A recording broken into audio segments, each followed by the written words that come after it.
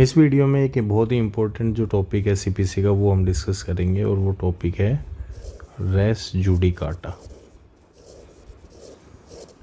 Race judicata एक Latin term है और इसका मतलब होता है कि thing already decided. Thing already decided legal language में आप इसको केस बोल सकते हो या इशू बोल सकते हो। A case or any issue which has already been decided cannot be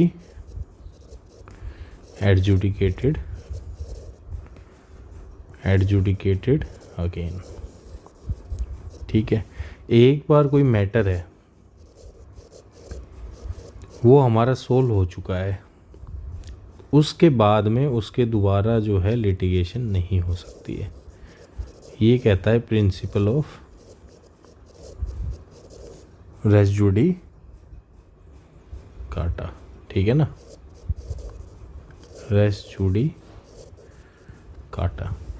अब ये हम डिस्कस क्यों कर रहे हैं? ये डिस्कस इसलिए भी कर रहे हैं कि बहुत ही रिसेंट जजमेंट में जो है सुप्रीम कोर्ट ने ये इसका यूज़ किया है, इसके ऊपर ऑब्जर्वेशन दी है और वो भी हम थोड़ी देर के बाद में डिस्कस करेंगे। सबसे पहले जो है हम सेक्शन 11 जिसमें सीपीसी में दिया हुआ है वो हम एक बार डिस्कस कर लेते हैं कि सेक्शन 11 सीपीसी में जो रेस जुडिकाटा है वो क्या दिया हुआ है।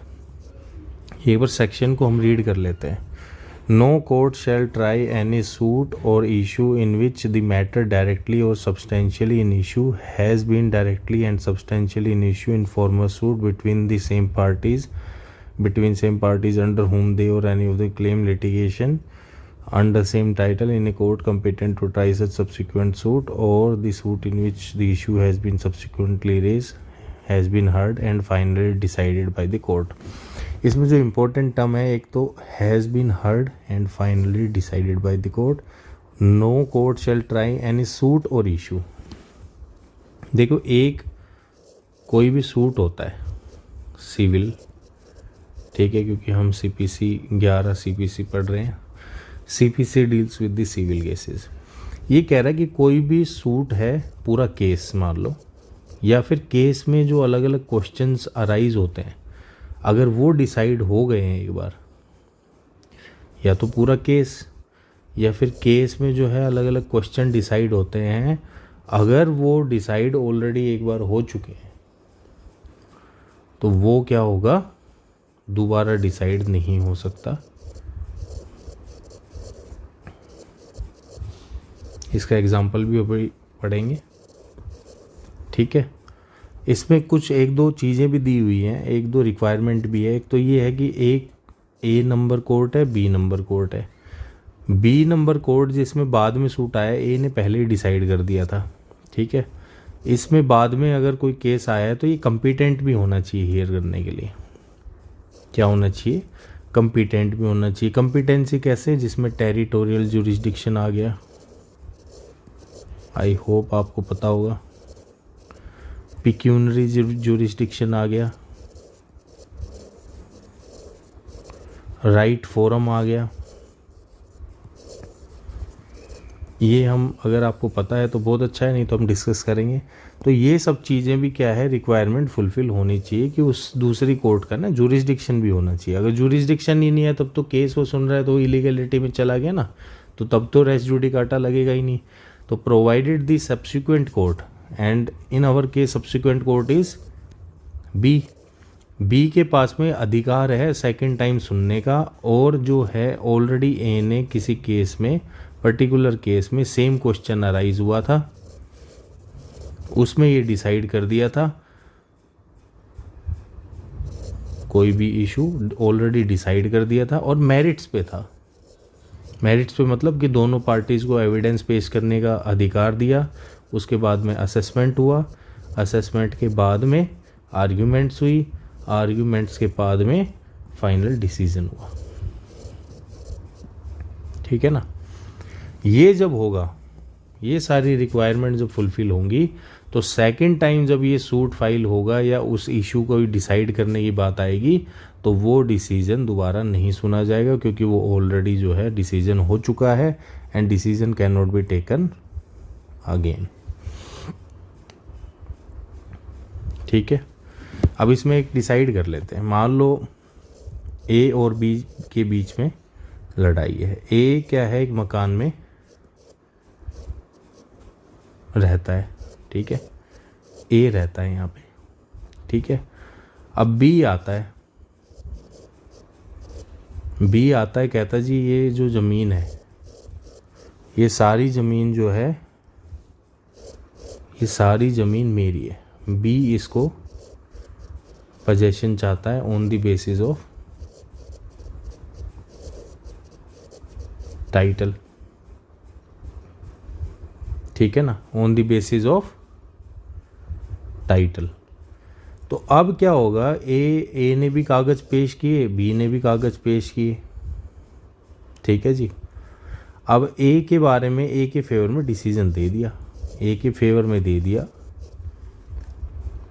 क्या डिसीजन दे दिया, that A is the owner of the property on the basis of the documents, ठीक है ना, on the basis of the documents. तो ए के फेवर में डिसीजन देने के बाद में कोर्ट ने डिक्लाइन कर दी पोजेशन देने को, डिक्लाइन कर दिया that B can not be given possession of the property because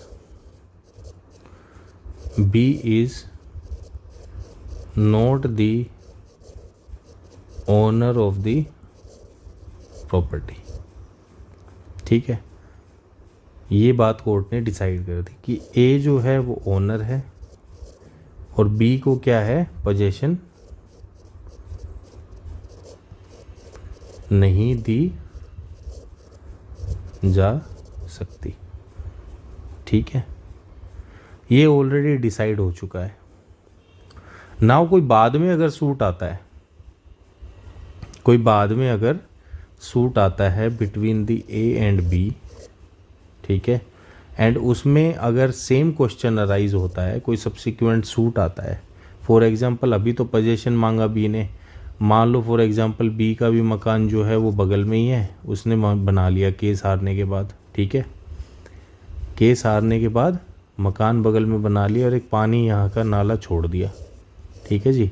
और नाला जब बना रहा था तो यहाँ इनका डिस्प्यूट हो गया, इसने बोला जी ये तो मेरी ज़मीन है और मैं तो नाला बनाऊँगा, इसने बोला नहीं जी ये मेरी ज़मीन है, मैं भी नाला बनाऊँगा। इसने क्या हुआ, सूट फाइल कर दिया and the same question arose कि भाई ये ज़मीन किसकी है।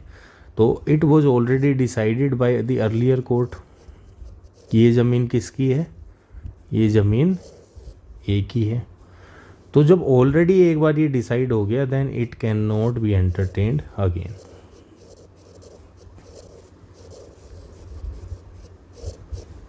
It can not be entertained again. तो ये है रेस जुडिकाटा का प्रिंसिपल कि कोई भी चीज़ एक बार डिसाइड हो गई वो दोबारा नहीं हो सकती। ये है रेस जुडिकाटा ओवरऑल, ठीक है। अब इसमें हमारा जो सेक्शन 11 कहता है वो कहता है कि पूरा सूट भी हो सकता है और पूरे सूट की जगह कोई इशू भी हो सकता है। कोई ज़रूरी नहीं है कि पूरा सूट ही हो, कोई इशू भी हो सकता है, ठीक है ना। भाई एक तो पूरा हो गया कि भाई ओनरशिप किसकी है मान लो, तो ये तो सूट ही डिसाइड हो गया, ए और बी के बीच में लड़ाई हो गई, डिसाइड हो गया ए ओनर है, ठीक है, ए ओनर है। एक इशू भी हो सकता है कि भाई ओनर तो ए है, लेकिन क्या हुआ था कि जो अर्लियर ए से पहले जो थे, कोई एंसेस्टर थे अर्लियर जो इनसे पहले थे इस मकान में, उन्होंने राइट दिया हुआ था कि भाई नाला तो निकल सकता है, ठीक है। तो वो जो सूट था जिसमें नाले की बात हुई थी, ड्रेनेज की बात हुई है कि भाई ड्रेनेज निकाल सकता है कि नहीं निकाल सकता, वो इशू क्या है कि whether there was any agreement related to the right of B with the predecessors which were living where A is living right now। कि भाई कोई ऐसा एग्रीमेंट कुछ हुआ था जिसकी वजह से कोई एंटाइटलमेंट हुई है कि भाई बी जो है ड्रेनेज तो निकाल सकता, रह नहीं सकता, कब्जा नहीं सकता, पोजीशन नहीं ले सकता, बट ड्रेनेज निकालना है तो क्योंकि और कोई रास्ता नहीं है। तो ऐसी कोई पहले जो ए से पहले जो लोग रहते थे वो ऐसा कोई एग्रीमेंट हुआ है। तो इस इशू के ऊपर कोर्ट ने बोला जी ठीक है, ए की तो प्रॉपर्टी है, लेकिन जो है ये हुआ था कि भाई जगह नहीं है, तो बी जो है पी के जो पूर्वज थे उन्होंने ए के पूर्वजों को कोई जो है कॉम्पनसेट दिया था, और कॉम्पनसेशन के बाद में क्या हुआ है कि अलाउ कर दिया था ड्रेनेज होना। तो ये इशू सेटल हो गया, ठीक है ना, ये इशू सेटल हो गया। तो कोर्ट जो है ना, कोर्ट के एक केस में बहुत सारे इश्यूज हो सकते हैं, क्वेश्चन बाय क्वेश्चन, ठीक है ना, क्वेश्चन बाय क्वेश्चन। तो जो को पूरा केस डिसाइड हो गया हो या फिर कोई क्वेश्चन डिसाइड हो गया हो, तो वो जो है मैं आसान भाषा में बता रहा हूँ, जो हमारी लीगल टर्म में इशू आता है, ठीक है, इश्यूज बोलते हैं। अगर नहीं पता तो हम बाद में डिस्कस करेंगे इस चीज़ को। तो कोई भी एक चीज़ जो मेरिट्स पे डिसाइड हो गई हो, चाहे वो कोर्ट केस हो या फिर इशू हो, तो वो दोबारा डिसाइड नहीं होगा। यही जो चीज़ है सेक्शन 11 कहता है, और यही जो चीज़ है वो रेस जुडिकाटा जो सेक्शन 11 में गिवन है वो कहती है, ठीक है। अब इसमें बहुत सारी एक्सप्लेनेशन आती हैं कि डिफरेंट एक्सप्लेनेशन है। हमने वो भी बात कर ली है competency of the second court की, कोर्ट जो है दूसरा कॉम्पिटेंसी होना चाहिए, और जो मेरिट्स पे डिसीजन होना चाहिए, ये भी आ गए, ठीक है। तो ये सारी एक्सप्लेनेशन आप पढ़ लेंगे, गिवन है, काफ़ी एक्सप्लेनेशन है इसकी, ठीक है। एक्सप्लेनेशन 4 यहाँ से गायब होगी, वो भी आप देख लेना, ठीक है। अब जो हम डिस्कशन कर रहे हैं वो इसलिए डिस्कशन कर रहे हैं बिकॉज अभी सुप्रीम कोर्ट ने in recent judgment that is Prem Kishore and others, Brahm Prakash and others, इसमें ये केस आया। ये केस ये था कि एक इविक्शन सूट था, और इविक्शन सूट में आपको पता है कि टेनेंट और लैंडलॉर्ड का जो है कॉम्बिनेशन आपको प्रूव करना पड़ता है। तो इविक्शन सूट फाइल किया मान लो ए ने, तो ए जो है जब ये प्रूव करना था कि जिसको इविक्ट करना है वो टेनेंट है, because the relationship is required, the relationship needs to be proved that the person who is asked to be evicted is a tenant and I am the landlord, because the landlord have the right to evict the tenant ना। तो tenant जब prove करना था, tenant और landlord का जो है relationship prove करना था, तो ए आया ही नहीं। और इस चक्कर में क्या है, जो रेंट कंट्रोलर कोर्ट्स होती हैं उन्होंने जो है केस को खारिज कर दिया, ठीक है। अब ये मुद्दा जो है ऊपर चला गया हाई कोर्ट में, और फिर सुप्रीम कोर्ट में चला गया। और सुप्रीम कोर्ट में ये चला गया क्योंकि उन्होंने तब खारिज हो गया था, लेकिन बाद में फिर उन्होंने जो है, जो उनके बाद में बच्चे आए होंगे, उन्होंने सूट फाइल किया। तो जो फाइट करने वाले थे, जो उस टाइम पे टेनेंट थे, उन्होंने कहा कि जी जो इनके जो पूर्वज थे या जो इनके प्रेडिसेस थे वो आए थे, उन्होंने भी केस किया हुआ था, और केस होने के बाद में ये टेनेंट और लैंडलॉर्ड का जब रिलेशन प्रूव करना था तब ये आए नहीं, they did not prove it, and उस एवज में जो है उन्होंने रेंट कंट्रोलर ने एक जजमेंट पास कर दी थी, and now res judicata applies, because एक बार जो डिसीजन हो गया वो दोबारा नहीं हो सकता, ठीक है। इस केस में ये है प्रेम किशोर ब्रह्म प्रकाश। अब आप एक बार कमेंट करना कि हो सकता है या नहीं हो सकता है, ठीक है। तो सुप्रीम कोर्ट ये कहता है कि जो सेक्शन 11 कहता है वो कहता है कि भाई केस ना मेरिट्स पे डिसाइड होना चाहिए, ठीक है ना, केस मेरिट्स पे डिसाइड होना चाहिए। और इस केस में मेरिट्स पे तो डिसाइड हुआ ही नहीं, ठीक है ना। तो इस केस में रेस जुडिकाटा नहीं लगेगा। तो ये सुप्रीम कोर्ट ने डिसाइड किया। इसलिए जो भी रेस जुडिकाटा जब भी हम अप्लाई करेंगे ना, तो उसमें क्या है, प्रीवियसली केस मेरिट्स पर, मेरिट्स का मतलब आप समझ ही गए भाई, एविडेंस पेश किए, असेसमेंट हुआ, आर्ग्यूमेंट्स हुई, देन फाइनल डिसीजन हुआ। तो ये होना बहुत ज़रूरी है और यही रिक्वायरमेंट है सेक्शन 11 CPC की। तो आप ये देख लेना, इसका जो लिंक है वो मैं आपको, लाइव लॉ का लिंक आपको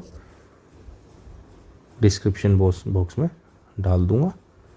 एंड थैंक यू।